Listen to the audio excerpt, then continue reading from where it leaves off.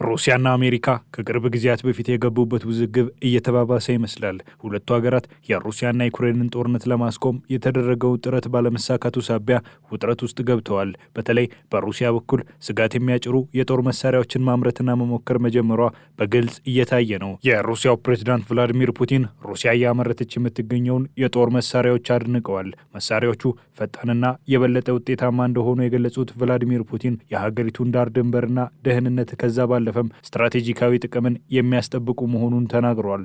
ፑቲን መሳሪያውን ያመረቱትን ሰዎች በማድነቅ የስራችሁ ውጤት ያለምንም ማጋነን ለቀጣዮቹ 10 ዓመታት የሀገሪቱን ደህንነትና ስትራቴጂካዊ እኩልነት ለማረጋገጥ ታሪካዊ ጠቀሜታ አለው ማለታቸውን የሩሲያ የዜና ምንጮችን ዋቢ አድርጎ ሮይተርስ የዜና ወኪል ዘግቧል። ባለፈው ሳምንት ሩሲያ ከፍተኛ የኒውክሌር አቅም ያለውን ብሮቬስትኒክ የተባለ ሚሳኤል በተሳካ ሁኔታ ሞክራለች። ይህ መሳሪያ ከማንኛውም የመከላከያ ስርዓት ማምለጥ እንደሚችል ፑቲን ተናግረዋል።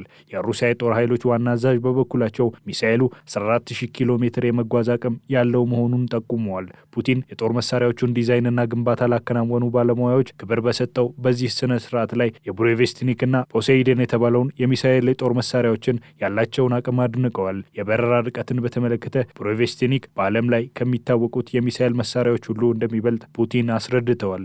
የሩሲያን የመከላከያ ቴክኖሎጂ በማሳደግ ረገድ እየተሰሩ ያሉትን ነገሮች ያብራሩት የሩሲያው መሪ ሩሲያ ኦርሼኒክ የተባለውን ሌላ የኒውክሌር ኃይል ያለው ሚሳኤልን ማምረት መጀመሯንም ጠቁመዋል። ሩሲያ በህዳር 2024 በዩክሬን ዲኒፕሮ አካባቢ ላይ በፈጸመችው ጥቃት ሃይፐርሶኒክ ኦርሼኒክን ተጠቅማለች። ሩሲያ ይህንን መካከለኛ ርቀት መጓዝ የሚችል የባሊስቲክ ሚሳኤል መሳሪያ ስትጠቀም በጦርነቱ ታሪክ ለመጀመሪያ ጊዜ ነበር። ፑቲን መሳሪያውን ያመረቱትን ሰዎች ያመሰገኑበት የሽልማት ስነ ስርዓቱ የተካሄደው በሞስኮና በዋሽንግተን መካከል እየጨመረ በመጣው ውጥረት መካከል መሆኑ ጉዳዩ ትኩረት እንዲሰጠው አድርጎታል። የአሜሪካው ፕሬዝዳንት ዶናልድ ትራምፕ የሩሲያና ዩክሬንን ጦርነት ለማቆም ባደረጉት ጥረት ቭላዲሚር ፑቲን ላይ ቅሬታ አድሮባቸዋል። በተደጋጋሚም የሩሲያውን ፕሬዝዳንት የሚነቅፍ አስተያየት ሲሰጡ ተደምጠዋል። ከሳምንታት በፊት ሩሲያ ጦርነቱን ለማቆም በቂ ተነሳሽነት አላሳየችም በማለት በሁለት የሩሲያ የነዳጅ ኩባንያዎች ላይ ማዕቀብ ጥለዋል። ከፑቲን ጋር በሃንጋሪ ቡዳፔስት ሊያደርጉት የነበረውንም ስብሰባ ሰርዘዋል። ፑቲን ትራምፕ ማዕቀብ ከጣሉ በኋላ ሩሲያ ብሮቬስትኒክ የክሩዝ ሚሳኤልን በተሳካ ሁኔታ መሞከሯን አስታውቀዋል። ሩሲያ በጦር መሳሪያ ዝግጅት እያሳየችው ያለችው ሙከራና የምርት አቅሟን የማሳደግ ጉዳይ በምዕራቡ ዓለም በተለይም ለአሜሪካ አቅሟን በማሳየት ስጋትና ጫናዎችን ለማሳደር እየሞከረች ስለመሆኑ የሚያሳይ ነው እየተባለ ይገኛል። ሩሲያ በጦር መሳሪያው የረዥም ርቀትና ማንኛውንም የሚሳኤል መከላከያ ስርዓት የማለፍ ችሎታ ላይ ተደጋጋሚ አጽንኦት መስጠቷ ኢላማዋ አሜሪካ እንጂ በአጭር ርቀት ሚሳኤል ልትጠቃ የምትችለውን ጎረቤት ሀገር ከግምት ያስገባ አለመሆኑን ያሳያል ሲል የስትራቴጂክና ዓለም አቀፍ ጥናቶች ማዕከል ባወጣው ሪፖርት አስታውቋል። ሪፖርቱ የትራምፕ አስተዳደር አሜሪካን ከውጭ ጥቃቶች ለመከላከል ጎልደን ዶም የሚሳኤል መከላከያ ስርዓት ለመገንባት ያለውን እቅድ ታሳቢ ያደረገ እንቅስቃሴን ሩሲያ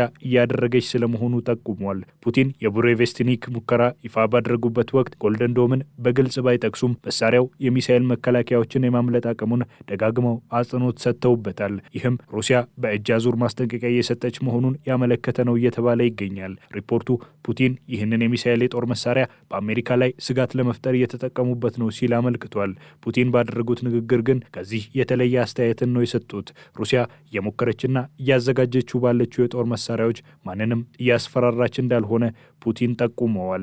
የሩሲያው አለቃ ሀገራቸው እንደሌሎች የኒውክሌር ኃይሎች ሁሉ የኒውክሌር አቅምንና ስትራቴጂካዊ አቅሟን ለማጎልበት እየሰራች መሆኑን ጠቁመዋል። አሁን ለሙከራ እየዋሉ ያሉትና በምርት ደረጃ ያሉት የረዥም ርቀት ተምዘግዛጊ ሚሳኤሎችም ከረዥም ጊዜ በፊት የታቀደባቸው ስራዎች ስለመሆናቸው መናገራቸውን ሲኤንኤን በዘገባው አመልክቷል። የሁለቱ ሀገራት ጦርነት አሁንም ቢሆን መቋጫ ያላገኘ ሲሆን የሚሰነዘሩ ጥቃቶችም ተጠናክረው መቀጠላቸው እየታየ ይገኛል። ዩክሬን የሩሲያን የኃይል መሰረተ ልማት የማጥቃት እርምጃዋን አላቆመችም።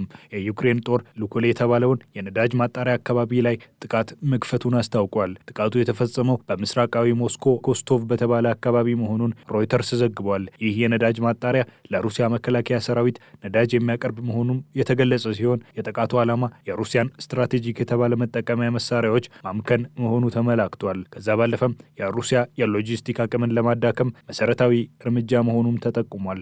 በጥቃቱ የደረሰው ውድመትና ኪሳራ እየተሰላ መሆኑን የዩክሬን ጦር አስታውቋል። ሩሲያ ጥቃቱን ተከትሎ የሰጣቸው አስተያየት ባይኖርም የአካባቢው ገዢ የሆኑት ግሌብኒትኪን የተባሉት ባለስልጣን የሩሲያ ጦር የተቃጣበትን ጥቃት መመከት መቻሉንና በኮንስታንቲኖቭ አካባቢ 20 ድሮኖችን መትቶ መጣሉን ገልጿል። ይህ አስተያየት በአካባቢው በርካታ ድሮኖችን ያሳተፈ ተከታታይ ጥቃት ሳይፈጸም እንዳልቀረ ተገምቷል። ሩሲያና ዩክሬን ባለፉት ጊዜያት በተደጋጋሚ የኃይል መሰረተ ልማት ላይ ያነጣጠረ ጥቃትን ሲፈጽሙ ተስተውለዋል።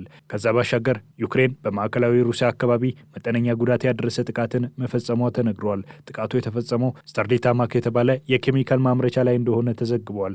የአካባቢው ባለስልጣን ጥቃቱ በኬሚካል ማቀነባበሪያው ላይ ጉዳት ማድረሱን የገለጹ ሲሆን ይሁን እንጂ ፋብሪካው አሁንም ስራ በመስራት መቀጠሉን አስታውቋል። በሁለቱ ሀገራት መካከል የጥቃት መሰነዛዘሮች በቀጠሉበት ሁኔታ የዩክሬኑ ፕሬዝዳንት ቮሎዲሚር ዜሌንስኪ የጦርነት የስበት ማዕከል በመሆን ውጊያዎችን እያስተናገደች የምትገኘው የፖክሮቭስክን አካባቢ ጎብኝተዋል። በዶብሮፊሊያ በተባለው ቦታም ከሚገኙ የዩክሬን ወታደራዊ አመራሮች ጋር ውይይት ማድረጋቸውን በማህበራዊ ትስስር ገጻቸው አስፍረዋል።